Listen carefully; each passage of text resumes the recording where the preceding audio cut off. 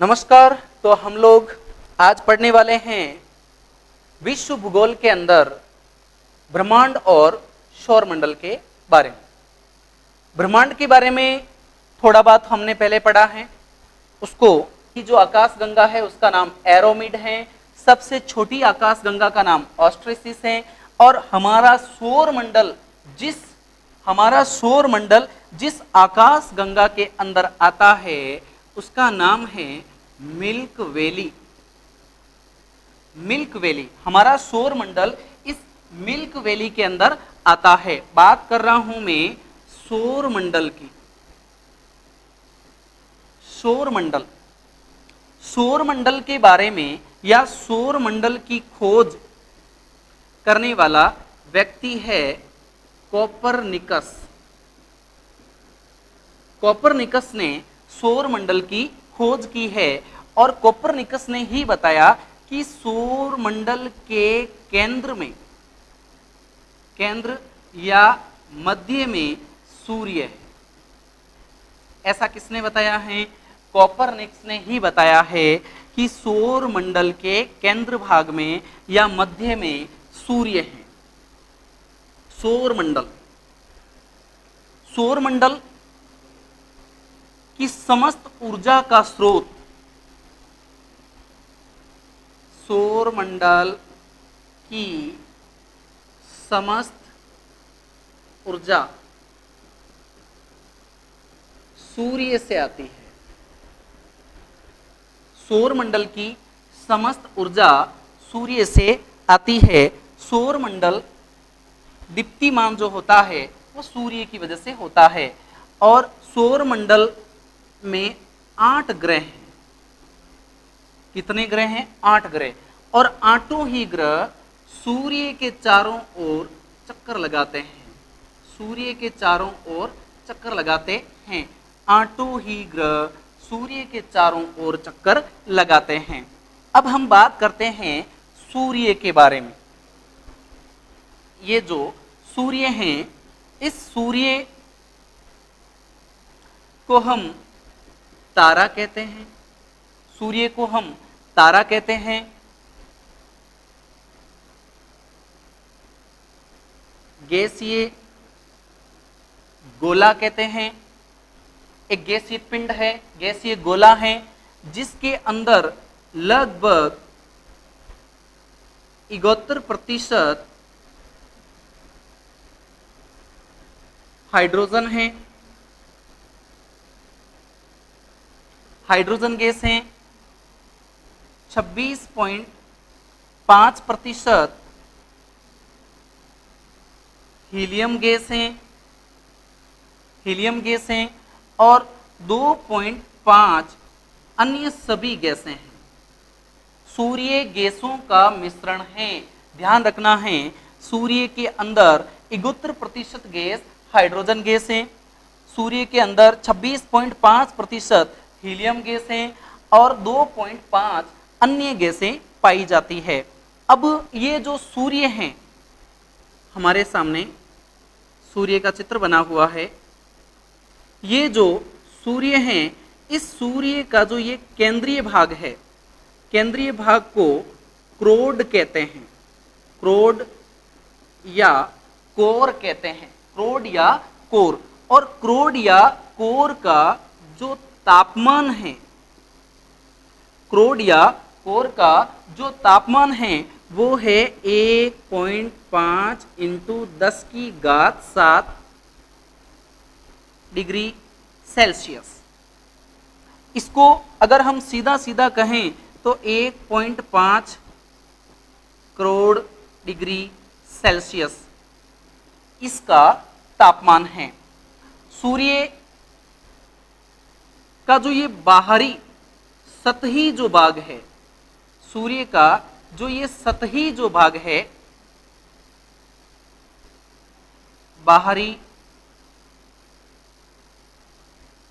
बाहरी सतह, इसका तापमान है लगभग 6000 डिग्री सेल्सियस। सूर्य का जो ये बाहरी सतही आवरण है इसका तापमान है लगभग 6000 डिग्री सेल्सियस। याद रहे, सूर्य स्थिर नहीं है। सूर्य ब्रह्मांड के अंदर ये जो दुग्ध मेखला है, जिसे हम मिल्क वैली के नाम से जानते हैं, इसके चारों तरफ चक्कर लगाता है। दुग्ध मेखला के चारों तरफ चक्कर लगाता है। सूर्य अपनी जगह पर खड़ा खड़ा घूमता भी है। सूर्य गति करता है। ध्यान रखिए, सूर्य गति करता है, अपनी जगह पर खड़े खड़े घूमता है। अब सूर्य अपनी जगह पर खड़े खड़े घूमता है तो सूर्य का जो ये मध्य भाग है, सूर्य का जो ये मध्य भाग है, इसे घूमने में लगभग 25 दिन लगते हैं। और सूर्य के जो ध्रुवीय भाग है, ये जो ध्रुवीय भाग है, इनको घूमने में लगभग 35 दिन का समय लगता है। मध्य भाग को घूमने में 25 दिन का समय लगता है और ध्रुवीय भाग को घूमने में 35 दिन का समय लगता है। इसे हम कहते हैं परिभ्रमण। अब हम बात करते हैं कि सूर्य, ये जो हमारी दुग्ध मेखला है, दुग्ध मेखला जो हमारी आकाश गंगा है, इस आकाश गंगा के चारों तरफ एक चक्कर लगाता है। उसमें लगभग समय लगता है 25 करोड़ वर्ष। सूर्य इस दुग्ध मेखला के चारों तरफ एक चक्कर पूरा करता है, जिसे हम कहते हैं परिक्रमण।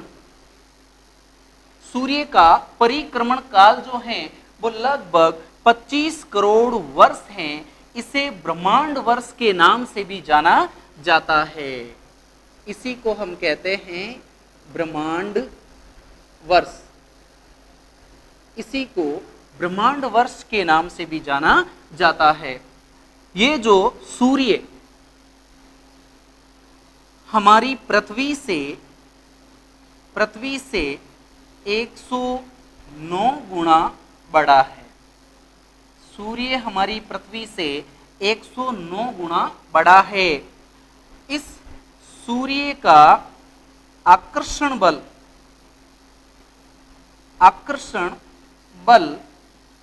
पृथ्वी से 28 गुना ज्यादा है। सूर्य का आकर्षण बल 28 गुना ज्यादा है। ध्यान रखिएगा, पृथ्वी से 28 गुना ज्यादा है सूर्य का आकर्षण बल, और पृथ्वी से 109 गुना बड़ा है सूर्य। पृथ्वी से 109 गुना बड़ा है सूर्य। अब इस सूर्य का जो ये दीप्तिमान सतह है, सूर्य का जो ये दीप्तिमान सतह हैं, जो प्रकाशमान सतह हैं, उसे हम प्रकाश मंडल कहते हैं। प्रकाश मंडल कहते हैं। दीप्तिमान सतह को प्रकाश मंडल कहते हैं। याद रखिएगा, सूर्य का जो ये चमकने वाला भाग है, जो दीप्तिमान भाग है, उसे प्रकाश मंडल के नाम से जाना जाता है। अब सूर्य का ऐसा भूभाग जहां पर ऐसे काले काले धब्बे पड़े हुए हो, काले काले धब्बे पड़े हुए हो, इन भागों को सूर्य कलंक, सूर्य या सौर कलंक कहा जाता है। याद रखिएगा, सूर्य के ऊपर ऐसे काले काले जो धब्बे नजर आते हैं, इन्हें सूर्य कलंक या सौर कलंक के नाम से जाना जाता है। सूर्य कलंक या सौर कलंक के नाम से जाना जाता है। अब क्या होता है, सूर्य ग्रहण के समय जो सूर्य का कुछ भाग हमें नजर आता है, सूर्य ग्रहण के समय सूर्य का जो कुछ भाग हमें नजर आता है, उसे कोरोना या क्रीट या प्रभामंडल के नाम से जाना जाता है। लिख देता हूं मैं यहां, सूर्य ग्रहण के समय जो भाग दिखता है उसे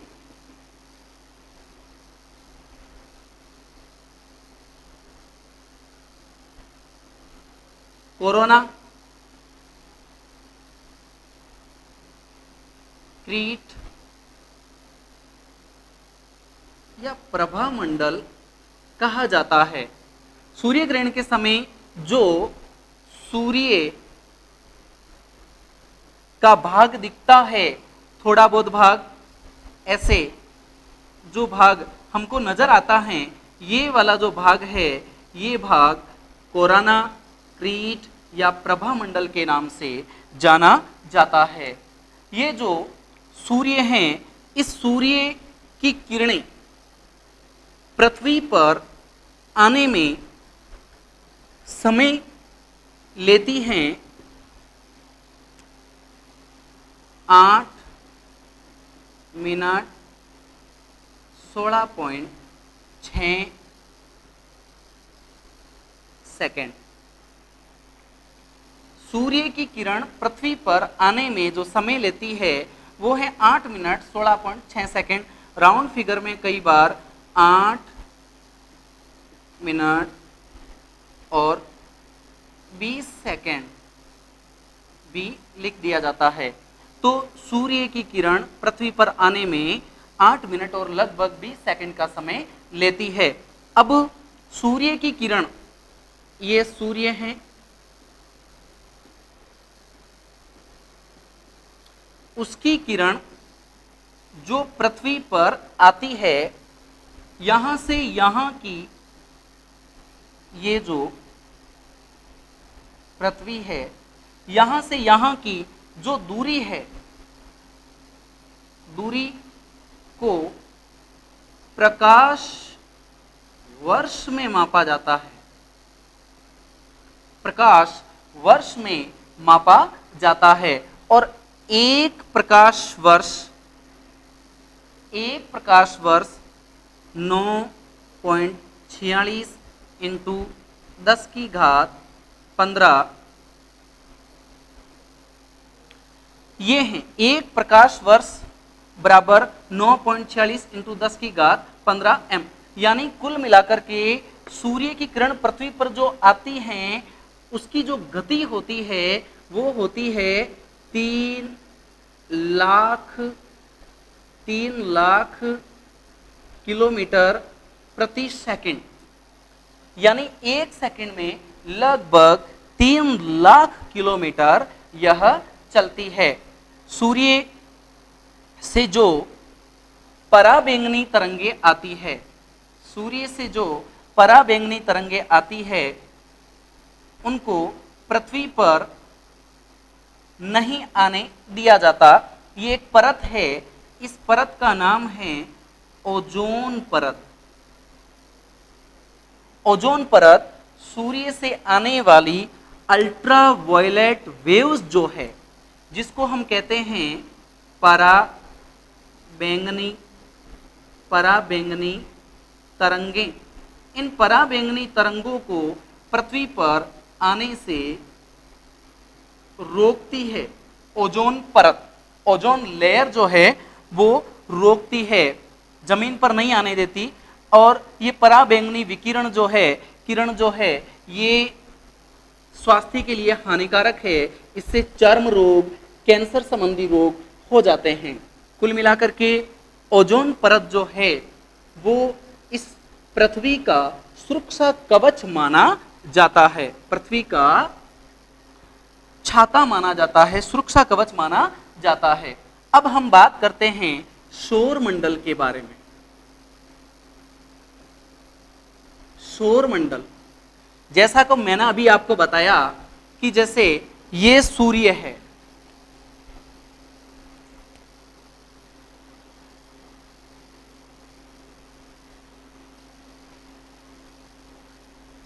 सूर्य। इस सूर्य के सबसे नजदीक जो ग्रह है, सबसे नजदीक जो ग्रह है उसका नाम है बुध। बुध सबसे नजदीक जो ग्रह है उसका नाम है बुध। बुध के बाद में अगला जो ग्रह आता है वो आता है शुक्र। उसके बाद में अगला जो ग्रह आता है वो आता है पृथ्वी। याद रखिएगा बुध जो है वो आकार में छोटा है, सबसे छोटा ग्रह। उसके बाद में आता है मंगल। इन 4 ग्रहों के बाद छोटे छोटे ग्रह पाए जाते हैं जिनको क्षुद्र ग्रह का नाम भी दिया जाता है।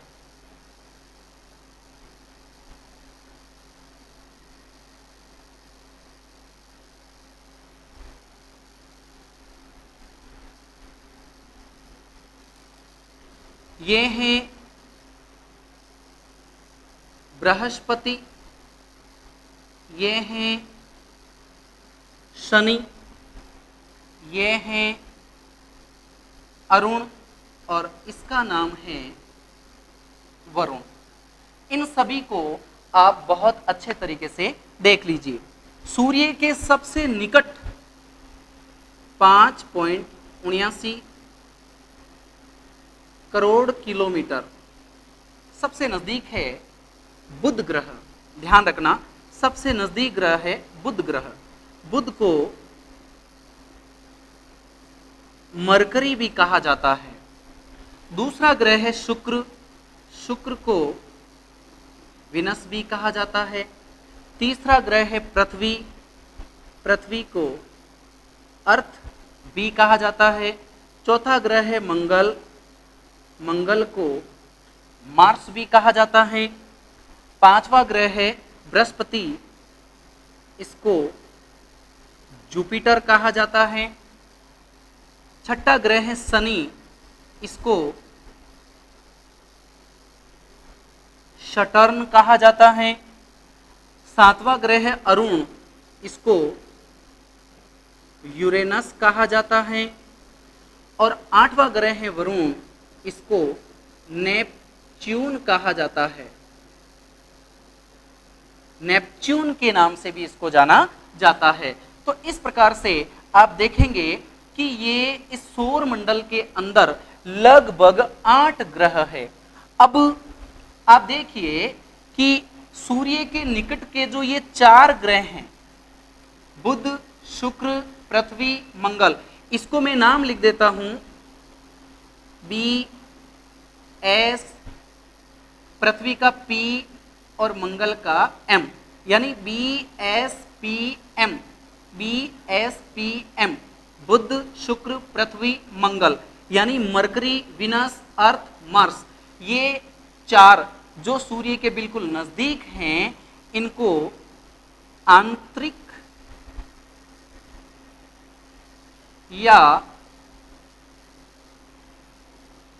अवांतर ग्रह कहा जाता है।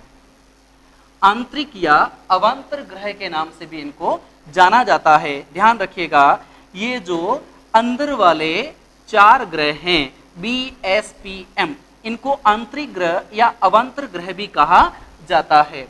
ये जो मैंने बीच में एक पट्टी बनाई है, छोटे छोटे तारे मैंने बनाए हैं, ये छोटे छोटे तारे ऐसे ही नहीं बनाए हैं। इन छोटे छोटे ग्रहों को हम नाम देते हैं क्षुद्र ग्रह। इनको क्षुद्र ग्रह कहा जाता है। ध्यान रखिएगा ये क्षुद्र ग्रह हैं। प्रश्न बनता है कि क्षुद्र ग्रह किन ग्रहों के बीच है, तो मंगल और बृहस्पति के बीच क्षुद्र ग्रह की पट्टिका पाई जाती है। बढ़िया प्रश्न है, इसको ध्यान रखिएगा।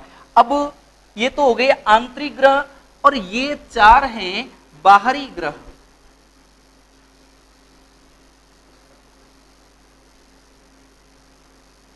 बाहरी ग्रह बृहस्पति, इसको मैं लिख देता हूं बी, शनि इसको लिख देता हूं एस, अरुण इसको लिख देता हूं ए, और वरुण इसको लिख देता हूं बी, यानी B S A V. Brihaspati, Shani, Arun, Varun, ये चार ग्रह बाहरी ग्रह हैं और ये चार ग्रह आंतरिक ग्रह हैं। इनको अवांतर ग्रह के नाम से भी जाना जाता है। इसको इस तरीके से समझ लेना है।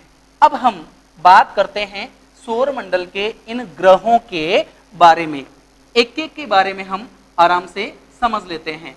सबसे पहले सबसे छोटा ग्रह, सौर मंडल का सबसे छोटा ग्रह है, ध्यान रखिएगा, बुध जो है वो सौर मंडल का सबसे छोटा ग्रह है, पहली बात। दूसरी बात, सूर्य के सबसे निकट ग्रह हैं, सूर्य के सबसे निकट ग्रह हैं। सूर्य के निकट होने के कारण, ध्यान रखिएगा, सूर्य के निकट होने के कारण बुध में कोई वायुमंडल नहीं है। यहां पर किसी प्रकार का कोई वायुमंडल नहीं पाया जाता, वायुमंडल नहीं है, ध्यान रखिएगा बुध में। दूसरी बात, इसके कोई उपग्रह नहीं है, उपग्रह नहीं है, बुध के कोई उपग्रह नहीं है, ध्यान रखना है। बुध सूर्य के निकट है, सबसे छोटा है, बुध पर कोई वातावरण नहीं है, कोई वायुमंडल नहीं है, बुध जो है उसके कोई उपग्रह भी नहीं है। अब देखिए, ये सबसे नजदीक है, लगभग 5.79 करोड़ किलोमीटर सूर्य के सबसे निकट ग्रह है। अब सबसे निकट ग्रह है तो प्रश्न बनता है कि इसको अपनी जगह पर खड़े खड़े रोटेशन करने में, रोटेशन का मतलब है परिभ्रमण, परिभ्रमण करने में कितना समय लगता है, तो लगभग 58 दिन का समय लगता है, 58 दिन का समय लगता है अपनी जगह पे खड़े खड़े परिभ्रमण करने में, रोटेशन करने में। और बुध को परिक्रमण करने में कितना समय लगता है, तो लगभग 88 दिन का समय लगता है, ध्यान रखिएगा, 88 दिन का समय लगता है। अब आप यहां पर देख लीजिए, परिभ्रमण और परिक्रमण में अंतर कितना है। 8 में से 8 गया 0, 8 में से 5 गया 30, तो लगभग 30 दिन का परिभ्रमण और परिक्रमण में अंतर है, बुध के अंतर है बुध के। तो इसको इस तरीके से समझना है। ये तो बात हो गई बुध के बारे में, है ना। अब हम बात करते हैं दूसरा ग्रह शुक्र। इसको विनस की देवी भी कहा जाता है। विनस की देवी मतलब सुंदरता की देवी। शुक्र को विनस की देवी या सुंदरता की देवी भी कहा जाता है। अब सूर्य के नजदीक के दृष्टिकोण से देखा जाए तो बुध पहले स्थान पर है और दूसरा निकट जो ग्रह है वो है शुक्र। दूसरा निकट जो ग्रह है वो है शुक्र। शुक्र के बारे में बहुत सारे अच्छे अच्छे प्रश्न बन जाते हैं। शुक्र के बारे में बहुत सारे अच्छे अच्छे प्रश्न बन जाते हैं, जैसे सबसे चमकीला ग्रह है शुक्र। सबसे चमकीला ग्रह है। इसका आकार पृथ्वी के लगभग बराबर है, इसलिए ये पृथ्वी का बहन ग्रह माना जाता है, भगनी ग्रह माना जाता है। शुक्र को पृथ्वी का बहन या भगनी ग्रह माना जाता है। फिर आगे बात करते हैं, इसे सांझ का तारा कहते हैं। सांझ का तारा कहते हैं। सांझ में सबसे पहले यही उगता है, इसलिए सांझ का तारा। इसी को भोर का तारा कहते हैं। भोर का तारा, क्योंकि सुबह भी सबसे पहले यही तारा नजर आता है, इसलिए इसे सांझ का तारा और भोर का तारा इन नामों से भी जाना जाता है। याद रखिएगा, शुक्र को विनस की देवी या सुंदरता का देवता भी कहते हैं। चमकीला ग्रह है, पृथ्वी का बहिन या भगनी ग्रह है, सांझ का तारा है, भोर का तारा है, इन नामों से भी इसको जाना जाता है। अब हम बात करते हैं कि शुक्र का परिभ्रमण और परिक्रमण काल कितना है। तो देखिए, इसको हटा देता हूं, ये तो था बुध का। अब हम बात कर लेते हैं शुक्र के परिक्रमण और परिभ्रमण के बारे में। तो 243 दिन, 243.7 दिन का समय लगता है परिभ्रमण के अंदर। याद रखिएगा, 243.7 दिन का समय लगता है रोटेशन के अंदर, परिभ्रमण के अंदर। परिभ्रमण को ग्रणन भी कहा जाता है, ग्रणन भी कहा जाता है। तो इंग्लिश में इसको रोटेशन कहेंगे। रोटेशन से आपको बहुत अच्छे से समझ में आ जाएगा। और फिर बात करते हैं परिक्रमण में कितना समय लगता है। लगभग 224 दिन का समय लगता है। तो आप समझ पाएंगे, देखो यहां पर मैंने थोड़ा सा इसको आप ठीक कर लीजिए। ये तो परिभ्रमण में है 243 दिन और परिक्रमण में है 224.7 दिन, 7 दिन। तो अब आप देखिए, परिभ्रमण और परिक्रमण के अंदर न्यूनतम अंतर पाया जाता है लगभग 19 दिन का, 19 दिन का अंतर पाया जाता है। ये प्रश्न पूछा जा सकता है कि बताइए, सौर मंडल का वह ग्रह जिसके परिभ्रमण और परिक्रमण के अंदर न्यूनतम अंतर पाया जाता है, तो वह कौन सा माना जाएगा। शुक्र को माना जाएगा। तो ये तो बात हुई शुक्र के बारे में। अब हम बात करते हैं पृथ्वी के बारे में। पृथ्वी, पृथ्वी हमारा ग्रह है जिस पर हम लोग रहते हैं। पृथ्वी को जैविक ग्रह भी कहते हैं, नीला ग्रह भी कहते हैं। नीला ग्रह किस लिए कहते हैं, क्योंकि पृथ्वी के ऊपर, क्योंकि पृथ्वी के ऊपर, पृथ्वी के ऊपर लगभग 71% भूभाग पर जल पाया जाता है, जल पाया जाता है, और 29% भूभाग पाया जाता है। इसलिए पृथ्वी को नीला ग्रह कहते हैं, क्योंकि पानी का रंग नीला दिखाई देता है। ध्यान रखिएगा, अभी हमने शुक्र के बारे में बात की थी, शुक्र के बारे में बात की थी। तो यहां पर समझने वाली जो बात है वो ये है कि शुक्र का भी कोई उपग्रह नहीं है, इसका भी कोई उपग्रह नहीं है, शुक्र का कोई उपग्रह नहीं है। यह ध्यान रखने वाली बात है। बुध का भी नहीं है, शुक्र का भी नहीं है, दोनों के किसी प्रकार के कोई उपग्रह नहीं है। वापिस बात कर लेते हैं पृथ्वी के बारे में। जैविक, क्योंकि यहाँ पर जीवन पाया जाता है। नीला ग्रह, क्योंकि यहाँ पर 71% भूभाग पर जल पाया जाता है, और 29 पर भूभाग पाया जाता है, महाद्वीपीय क्षेत्र पाया जाता है। पृथ्वी, इस पृथ्वी पर जिस पर हम रहते हैं, इसके बारे में यह ध्यान रखना है कि इसका एक उपग्रह है, उपग्रह है जिसका नाम है चंद्रमा। पृथ्वी का एक ही उपग्रह है जिसका नाम है चंद्रमा। ध्यान रखिएगा, पृथ्वी के उपग्रह का नाम है चंद्रमा। अब हम बात करते हैं कि पृथ्वी का परिभ्रमण काल कितना है, यानी पृथ्वी खड़े खड़े अपने अक्ष पर कितने समय में घूम जाती है। तो 24 घंटे में पृथ्वी एक घूर्णन कर लेती है, परिभ्रमण कर लेती है। अगर बात करें पृथ्वी का परिक्रमण कितना है, तो 365 दिन का समय लगता है परिक्रमण के अंदर। कहने का मतलब ये हुआ कि पूरा एक वर्ष का समय लगता है पृथ्वी सूर्य के चारों तरफ चक्कर लगाने में। 1 वर्ष का समय लेती है। अब हम आगे बात करते हैं मंगल ग्रह के बारे में। मंगल ग्रह के बारे में, मंगल जिसको हम मार्स के नाम से भी जानते हैं, हमने लिखा है मार्स, मार्स के नाम से भी मंगल को हम लोग जानते हैं। तो मंगल ग्रह पर पानी की खोज हुई है। याद रखिएगा, मंगल ग्रह पर पानी की खोज हुई है। मंगल ग्रह का रंग जो है, मंगल ग्रह का रंग जो है वो लाल रंग है। लाल रंग का चमकने वाला ग्रह है।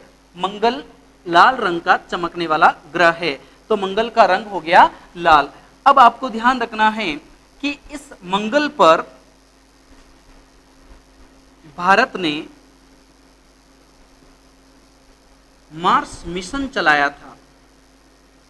मार्स मिशन चलाया था और इस मार्स मिशन के तहत भारत जो है पहली ही बार में जाने वाला विश्व का पहला देश है। याद रहे, मार्स मिशन के तहत भारत मंगल ग्रह पर जाने वाला विश्व का पहला देश है। हालांकि इससे पहले 3 देश जा चुके हैं, लेकिन उनके प्रयास अधिक थे। भारत पहले प्रयास में जाने वाला पहला देश है कि एक ही बार के अंदर वहां पर पहुंच गया। भारत ने मंगल ग्रह पर एक अनुसंधानशाला जिसका नाम है एस्ट्रोसेट, अनुसंधानशाला एस्ट्रोसेट की स्थापना की है। ध्यान रखिएगा, एस्ट्रोसेट की स्थापना की है। भारतीय अनुसंधानशाला का नाम मंगल ग्रह पर एस्ट्रोसेट है। ये है मंगल ग्रह जिसके बारे में हमने बात की। मंगल ग्रह पर सौर मंडल की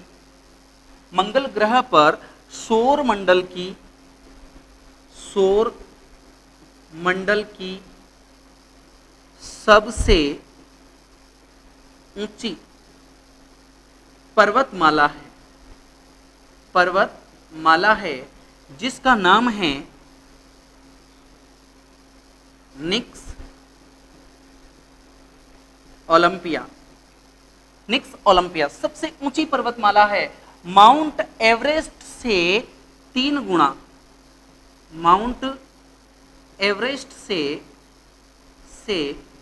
3 गुना ऊंचा है।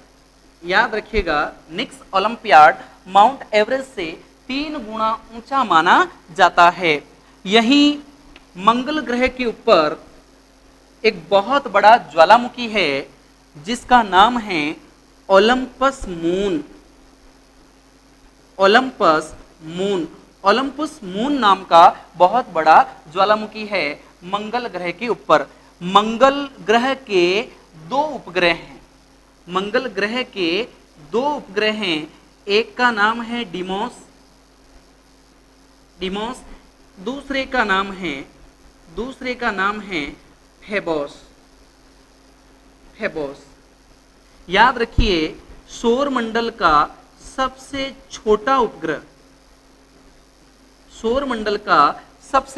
उपग्रह जो है वो है डिमोस। सबसे छोटा उपग्रह डिमोस है। ध्यान रखिएगा, सबसे छोटा उपग्रह डिमोस माना जाता है। सौरमंडल का सबसे छोटा उपग्रह डिमोस। मंगल ग्रह और बृहस्पति ग्रह के बीच ये छोटे छोटे ग्रहों की जो पट्टी है इसे क्षुद्र ग्रह के नाम से जाना जाता है। ये क्षुद्र ग्रहों की पट्टी है। ध्यान रखिएगा, क्षुद्र ग्रह इन्हीं को माना